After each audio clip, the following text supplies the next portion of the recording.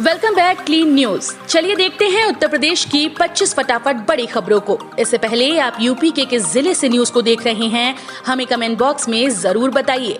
साथ ही daily update रहने के लिए चैनल को सब्सक्राइब कर बेल आइकन को दबाना बिल्कुल न भूलें। आज का लाइक एम 3000 है, उम्मीद करते हैं आप इसे जरूर पूरा करेंगे। पीएचडी व एमफिल डिग्रीधारी शिक्षकों को सौगात दे सकती है सरकार, इंसेंटिव देने पर विश्वविद्यालयों से मांगी सूचना। प्रदेश के राज्य विश्वविद्यालयों और महाविद्यालयों में कार्यरत पीएचडी व एमफिल डिग्री धारक शिक्षकों को इंसेंटिव देने का फैसला जल्द होने के आसार हैं।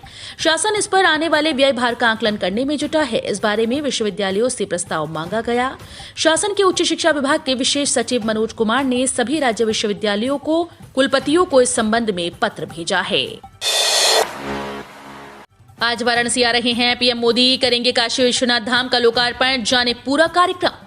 प्रधानमंत्री नरेंद्र मोदी शुभ मुहूर्त में संत महात्माओं, गणमान्य नागरिकों और जनप्रतिनिधियों की उपस्थिति में बाबा विश्वनाथ का धाम का लोक को अर्पित करेंगे। पीएम मोदी सबसे पहले बाबा विश्वनाथ का दर्शन पूजन करेंगे। इसके बाद धाम के लोकार्पण के बाद मंदिर चौक में संत महात्माओं व गणमान्य लोगों को संबोधित करेंगे। इस दौरान श्री श्री रविशंकर, बाबा रामदेव, साध्वी रीतंबरा समेत 500 से ज्यादा बड़े संत महात्मा की विशेष मौजूदगी होगी। विकास योजनाएं देखकर कुछ लोगों को दौरे पड़ने लगे हैं योगी आदित्यनाथ। उत्तर प्रदेश के मुख्यमंत्री योगी आदित्यनाथ ने केंद्र और उत्तर प्रदेश सरकार के विकास कार्यों से विपक्षी दलों में घबराहट होने का दावा करते हुए कहा कि कुछ लोगों को विकास कार्य देखकर दौरे पड़ने लगे हैं। सीएम योगी ने रविवार को भारतीय जनता पार्टी के अध्यक्ष जेपी नड्डा के साथ उत्तर प्रदेश के एटा में बूथ अध्यक्षों के सम्मेलन को संबोधित करते हुए कहा कि कुछ लोगों को विकास के काम देखकर विकास के दौरे पड़ने लगे हैं। योगी ने देश के सबसे बड़े गंगा एक्सप्रेसवे का उदाहरण देते हुए कहा कि जिस दिन प्रधानमंत्री नरेंद्र मोदी इस एक्सप्रेसवे का उद्घाटन करेंगे, उस दिन भी कुछ लोग कहेंगे कि उन्होंने भी ऐसी सड़क बनाने का सपना देखा था लेकिन बना नहीं पाए। यूपी पुलिस के जवानों की शारीरिक दक्षता परीक्षा तिथि घोषित। यूपी पुलिस भर्ती और प्रोन्नति बोर्ड ने 1608 sub inspector armed police, platoon commander और पीएसी के पदों पर प्रमोशन के लिए सीनियरिटी के आधार पर कराई जाने वाली पात्र कर्मियों की शारीरिक दक्षता परीक्षा की तिथि घोषित कर दी। यूपी पुलिस भर्ती एवं प्रोन्नति बोर्ड के अनुसार शारीरिक दक्षता परीक्षा 27 से 31 दिसंबर तक होगी। इसमें उम्मीदवारों को 35 मिनट में 3.2 किलोमीटर की दौड़ लगानी होगी। 30 जिलों के 1.5 लाख से ज्यादा किसानों को सीएम योगी ने दी राहत, मुआवजे के लिए दिए 63 करोड़ रुपए। मुख्यमंत्री योगी आदित्यनाथ के निर्देश पर प्रदेश के 30 जिलों के 1.82 लाख किसानों को बाढ़ से फसलों के नुकसान की भरपाई के लिए मुआवजा देने को 63.16 करोड़ रुपए दिए गए। अपर मुख्य सचिव राजस्व मनोज कुमार सिंह ने इस संबंध में शासनादेश जारी कर दिया। शासनादेश में कहा गया कि राहत आयुक्त कार्यालय की वेबसाइट पर 6 दिसंबर तक 15,26,351 बाढ़ प्रभावित किसानों का विवरण दर्ज किया गया है। एसएससी कांस्टेबल परीक्षा में कितना स्कोर होगा सेफ, कब मिलेगा result? Staff selection commission constable GD भर्ती परीक्षा कई फेज में आयोजित होने के बाद अब 15 दिसंबर को खत्म होने वाली है। बड़ी संख्या में उम्मीदवार पहले चरण की लिखित परीक्षा में शामिल हुए, जिसके चलते कंपटीशन टफ होने वाला है। एग्जाम 16 नवंबर से जारी है और 15 दिसंबर को खत्म हो जाएंगे। इस दौरान अभी तक आयोजित हुई परीक्षाओं पर विशेषज्ञों की बारीक नजर है। एक्सपर्ट्स का मानना है कि एग्जाम का डिफिकल्टी लेवल मीडियम से मॉडरेट तक था। इसके अलावा कई शिफ्ट में परीक्षा देने वाले उम्मीदवारों की संख्या भी काफी अधिक है। 2022 में बढ़ेगा डीए, वेतन में आएगा 20,484 रुपए तक का उछाल, अन्य भत्ते का लाभ मिलेगा। केंद्र सरकार 2022 की शुरुआत में अपने 7 पे कमीशन कर्मचारियों को एक अच्छी खबर देने की योजना बना रही है। रिपोर्ट्स के अनुसार केंद्र सरकार अपने कर्मचारियों के महंगाई भत्ते को 7वें वेतन आयोग के तहत एक बार फिर से बढ़ाने की योजना बना रही है। कर्मचारियों को मिलने वाली अपेक्षित वृद्धि 3% तक हो सकती है। एक प्रमुख दैनिक के अनुसार इस विशेष वृद्धि के बाद केंद्र सरकार के कर्मचारियों के वेतन में 20,000 रुपए की वृद्धि की जाएगी। यूपी में 325 से अधिक सीट जीतकर फिर से सरकार बनाएगी भाजपा। अगर हम बूथ स्तर पर भाजपा को मजबूत करते हैं तो पार्टी राज्य में 325 से अधिक विधानसभा सीट जीतेगी और सरकार बनाएगी।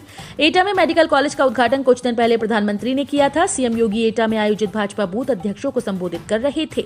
सीएम योगी ने पीएम मोदी का जिक्र करते हुए कहा, हमारे पीएम के नेतृत्व में हमने कोरोना वायरस से सफलतापूर्वक लड़ाई लड़ी। उन्होंने विपक्ष पर भी जमकर निशाना साधा।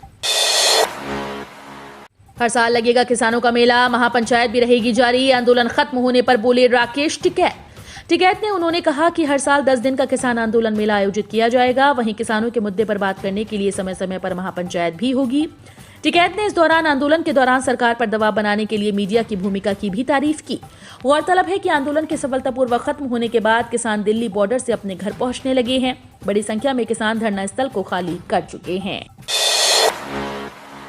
ओमिक्रॉन का नया लक्षण जो सिर्फ रात में दिखाई देगा, डॉक्टर ने किया आगाह।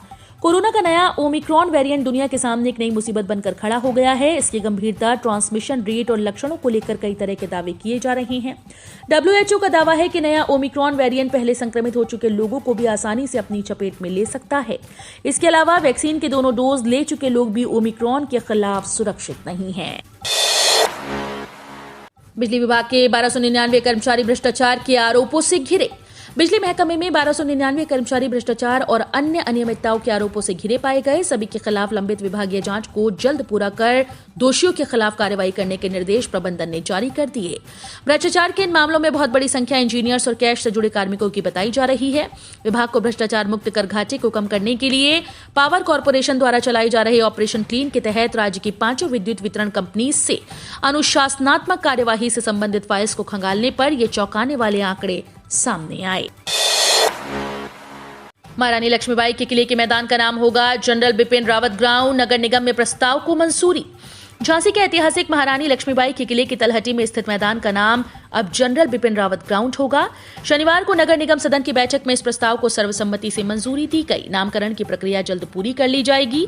19 नवंबर को झांसी आई जनरल रावत ने इसी मैदान से सेना के कार्यक्रम को संबोधित किया था। भारतीय सेना की ओर से रानी लक्ष्मीबाई की जयंती पर 19 नवंबर को राष्ट्र रक्षा समर्पण पर्व का आयोजन किया गया था, जिसमें शामिल होने प्रधानमंत्री, रक्षा मंत्री के साथ chief of defence staff general Bipin Rawat भी झांसी आए थे। रोजगार योग्य युवाओं की संख्या केवल 48.7%। कौशल की कमी की ओर किया इशारा। नौकरियों की कमी, बेरोजगारी, कौशल की कमी, काम पर रखना, ये कुछ शब्द हैं जिनका भारतीय युवा आदी है।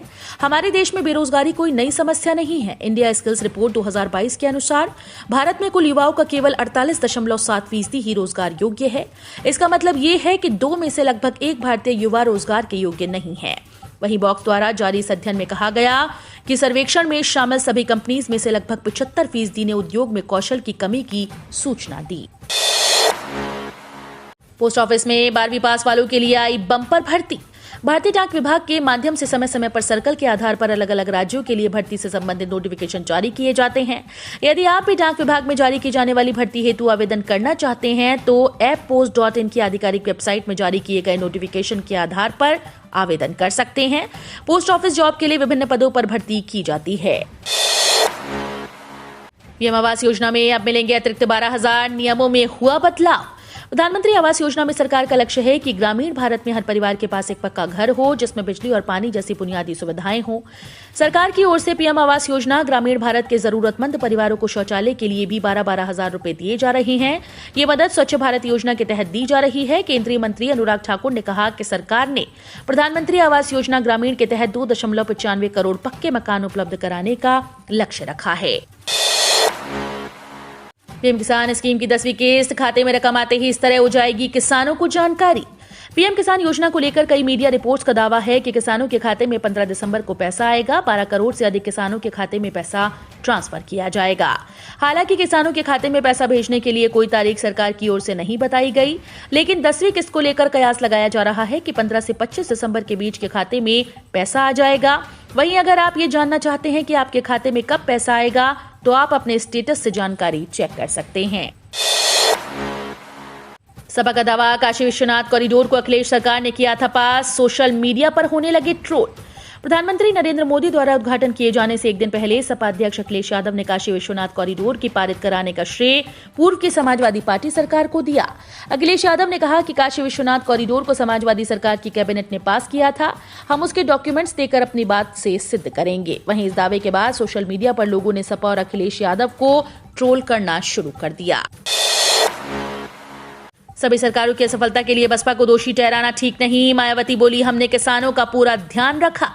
बसपा के राष्ट्रीय अध्यक्ष मायावती ने रविवार को ट्वीट कर कहा कि पूर्व की सभी सरकारों की असफलता के लिए बसपा को दोषी ठहराना ठीक नहीं। हमारी सरकार में किसान पूरी तरह से संतुष्ट था, हमने किसानों का पूरा ख्याल रखा। उन्होंने ट्वीट कर कहा कि यूपी में बसपा की सरकार में नहीं बल्कि पूर्व की रही सरकारों के समय से ही प्रदेश में काफी चीनी मिलें बंद चल रही थी और उन्हीं में से कुछ चीनी मिलें हटाई गई, लेकिन इसे लेकर जबरदस्ती पूर्व की सरकारों की कमियां बसपा की सरकार पर थोपना ठीक नहीं है। मेरठ एसएसपी का नया आदेश, अगले आदेश तक बंद रहेगा ये बाजार। मेरठ के सोतीगंज का कबाड़ मार्केट अनिश्चितकाल के लिए बंद करने के लिए एसएसपी की ओर से आदेश जारी कर दिया गया। सोतीगंज व्यापार मंडल के पदाधिकारियों को सदर थाने बुलवाकर इस बारे में जानकारी दी गई। अगला आदेश आने तक दुकानें बंद रखने के लिए कहा गया। साथ ही रविवार को व्यवस्था बनाने के लिए भारी फोर्स तैनात कर दी गई। एसएसपी प्रभाकर चौधरी ने सोतीगंज बाजार को बंद करने का आदेश दिया है। इस आदेश के बाद सोतीगंज व्यापार मंडल के 11 पदाधिकारियों और 20-25 व्यापारियों को सदर थाने बुलाया गया। आरआरबी ग्रुप डी के एडमिट कार्ड साथ में ये भी होना है जरूरी। Railway recruitment board group D भर्ती परीक्षा 23 फरवरी 2022 से विभिन्न चरणों में आयोजित की जाएगी। ये भर्ती परीक्षा सरकारी दिशा निर्देशों और देश में कोविड-19 महामारी की स्थिति को ध्यान में रखते हुए आयोजित की जाएगी। आरआरबी ग्रुप डी परीक्षा पैटर्न की बात करें तो इस परीक्षा में सभी विषयों से कुल 100 सवाल पूछे जाएंगे। इन सवालों को हल करने के लिए उम्मीदवारों को 90 मिनट का समय दिया जाएगा। प्रत्येक सवाल सही जवाब के लिए 1 अंक मिलेंगे और गलत जवाब के लिए 1/3 अंकों को नेगेटिव मार्किंग की जाएगी। जल्द आ रही है यूपी पुलिस कांस्टेबल भर्तियां, अभी शुरू करें तैयारी। उत्तर प्रदेश में पुलिस कांस्टेबल के करीब 25,000 पदों पर भर्ती निकाले जाने की तैयारियां चल रही हैं। उम्मीद लगाई जा रही है कि दिसंबर माह के अंत तक इन पदों की आवेदन प्रक्रिया शुरू हो सकती है। ऐसे में उम्मीदवारों को लिखित भर्ती परीक्षा की तैयारी अभी से शुरू कर देनी चाहिए। जो अभ्यर्थी यूपी पुलिस कांस्टेबल में पद सुनिश्चित करना चाहते हैं उनके लिए ये खबर बेहद काम की है। यूपी चुनाव 2022, पूर्वांचल में और मजबूत हुए अखिलेश। कद्दावर नेता हरिशंकर तिवारी के तीनों पुत्र सपा में शामिल। पूर्वांचल के कद्दावर नेता पूर्व मंत्री हरिशंकर तिवारी के तीनों पुत्र रविवार को समाजवादी पार्टी में शामिल हो गए। उन्हें सपा अध्यक्ष अखिलेश यादव ने पार्टी की सदस्यता दिलाई है। हरिशंकर तिवारी के बड़े पुत्र पूर्व सांसद भीष्म शंकर उर्फ कुशल तिवारी, चिल्लूपार के विधायक विनय शंकर तिवारी के साथ ही विधान परिषद के पूर्व सभापति गणेश शंकर पांडे, संत कबीरनगर से भाजपा विधायक दिग्विजय नारायण चौबे उर्फ जय और बसपा के पूर्व विधानसभा प्रत्याशी संतोष तिवारी भी सपा में शामिल हुए। यात्रियों के लिए ऑफर, 17 से 25 तक दिल्ली पंजाब रूट की कई ट्रेन रद्द। छपरा बलिया रेलखंड पर मरम्मत कार्य से कई ट्रेन रद्द तो कई के बदले मार्ग से चलेंगी। पूर्वोत्तर रेलवे के वाराणसी मंडल के छपरा बलिया रेलखंड पर मरम्मत का कार्य शुरू होने जा रहा है। दोहरीकरण कार्य को लेकर 17 से 25 दिसंबर के बीच कई ट्रेन निरस्त, कई मार्ग परिवर्तन और कई ट्रेन रास्ते में रोककर चलाई जाएंगी। बर्फीली हवाओं से बढ़ गई सर्दी, आने जाने वाले दिनों में कैसा रहेगा मौसम। कानपुर में अधिकतम तापमान 23.6 डिग्री के मुकाबले पिछले 24 घंटों में बढ़कर 24.2 डिग्री सेल्सियस हो गया। रात का पारा भी 8.4 से बढ़कर 10.6 डिग्री सेल्सियस पर पहुंच गया। एयरफोर्स स्टेशन सेंटर पर रात का पारा 11.2 डिग्री सेल्सियस रहा। हल्की बदली के चलते रात के तापमान में 2.2 डिग्री सेल्सियस की बढ़ोतरी हुई। भले ही हवा की दिशा उत्तर पश्चिम से दक्षिण पश्चिम हो गई, लेकिन इसकी औसत रफ्तार 3 किलोमीटर से अधिक रही। यूपी के सबसे अमीर सांसद मलूक नागर की संपत्ति जब्त, 53 करोड़ रुपए का कर्ज न चुकाने पर एसबीआई ने लिया एक्शन। उत्तर प्रदेश के बिजनौर लोकसभा सीट से बसपा के सांसद मलूक नागर और उनके भाई की संपत्ति को बैंक ने अपने कब्जे में ले लिया, जिसको लेकर भारतीय स्टेट बैंक के द्वारा विज्ञापन जारी कर दिया गया। बैंक ने इस विज्ञापन में कहा कि नागर डेयरी प्राइवेट लिमिटेड को उन्होंने कर्ज दिया था, जिसमें मलूक नागर और भाई राजवीर नागर गारंटर थे। 12 जून 2017 को बैंक द्वारा उन्हें नोटिस जारी कर 60 दिन में 53 करोड़ 65,07,866 रुपए का भुगतान करने के लिए कहा गया, लेकिन उनके द्वारा भुगतान नहीं किया गया। इसके बाद से ये राशि लगातार बढ़ रही है। हम रोज ऐसे ही न्यूज लाते रहेंगे। यदि आपने अभी तक क्लीन न्यूज यूपी को सब्सक्राइब नहीं किया है तो फटाफट सब्सक्राइब कर लें। साथ ही बेल आइकन को प्रेस करना बिल्कुल ना भूलें ताकि लेटेस्ट अपडेट मिस ना हो।